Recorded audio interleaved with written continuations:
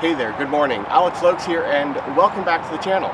Today we are doing something very, very special. I'm here in Toronto, Ontario at historic Fort York. Now, Fort York is mainly known for its connection to the Anglo-American War of 1812, but it also served as a training and clearing depot for soldiers heading off to the Great War, or World War I. So that's what I'm here today to photograph and to discuss and talk about. Now, photography and World War I don't really go together. That's more of a World War II thing, but it mainly had to do with the control of information. So we're going to get some establishing shots, and then I'll be back here once I'm dressed appropriately to talk about the cameras I've brought along and a little bit more about photography in the First World War. All right? Grab your helmets, boys. We're going over the top.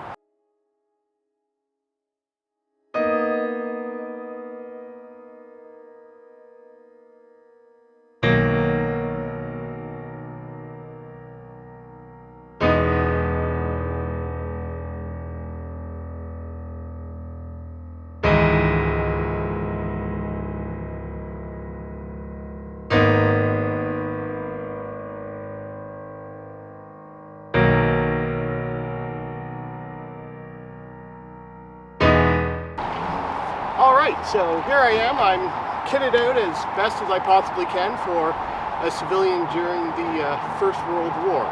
Now, as I mentioned in the introduction, photography in the First World War didn't really mix.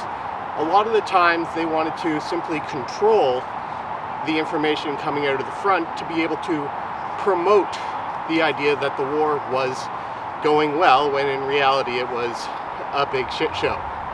So they really didn't want soldiers in the trenches taking pictures and sending this home. Now, that isn't to say that photography didn't happen. There are known images from training camps and places like here at Fort York where soldiers in training captured the lighthearted moments.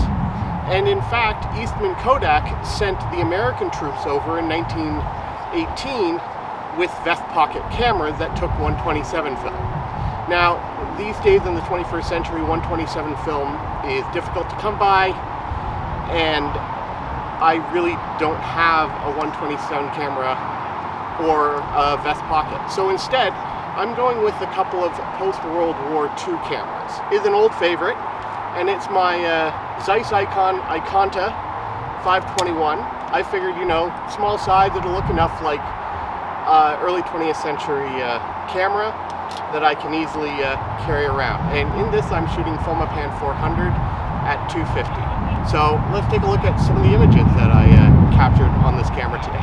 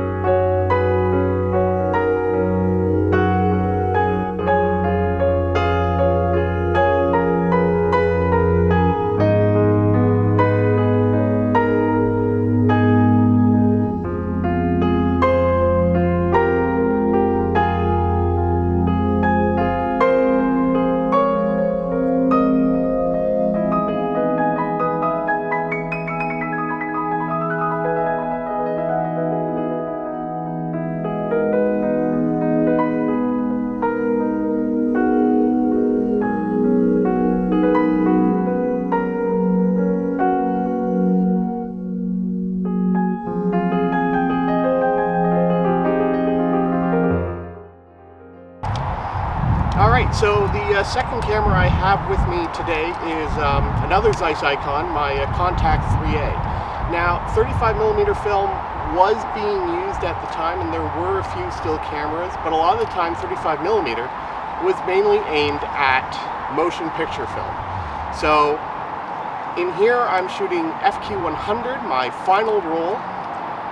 And yeah, again, it gives a nice classic look. I'm not looking for fine grain here, but I am looking for that classic earliest 20th century look. So let's take another wander around camp and take a look at this.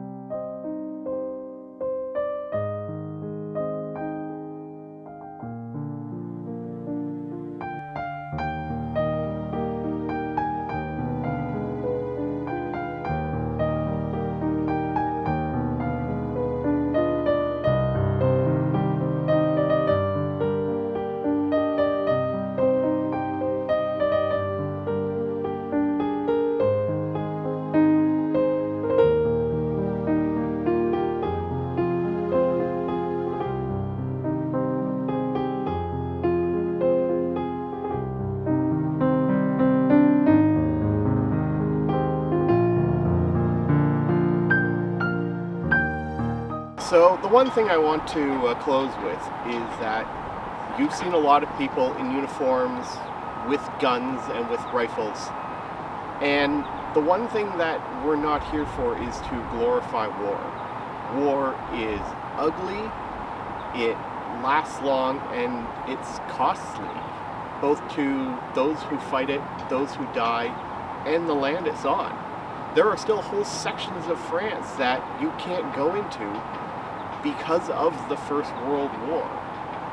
So we're not here to glorify war. We're here to honor those who sacrificed and teach those who visit that sacrifice.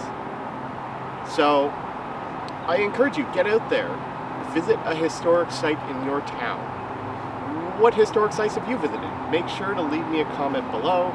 If you're new to the channel, consider subscribing, hitting that bell notification icon, and give me a thumbs up. Until next time, I encourage you, get out there, stay safe, make something cool happen.